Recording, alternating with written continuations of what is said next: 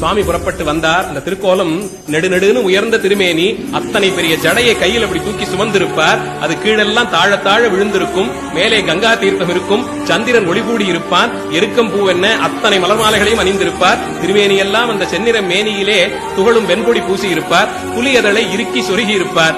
இந்த நிலையிலே காலிலே கட்டிய கஜ்ஜை ஒலி எழுப்ப, வேதங்களும் பழகிச்சு வந்த திருவடி, வேதங்கள் பார்த்தறியாத திருவடி, திருமாலும் நான்முகனும் எங்கே எங்கேன்னு தேடி தேடி இழைத்த திருவடி எங்கள் சுந்தரமூர்த்தி சுவாமிகளுக்காக வீதியார நடுநிசி வேளையிலே அந்த ஆரூர் தலத்தை நடந்து நடந்து காலால் அளந்தானாம் பெருமான்.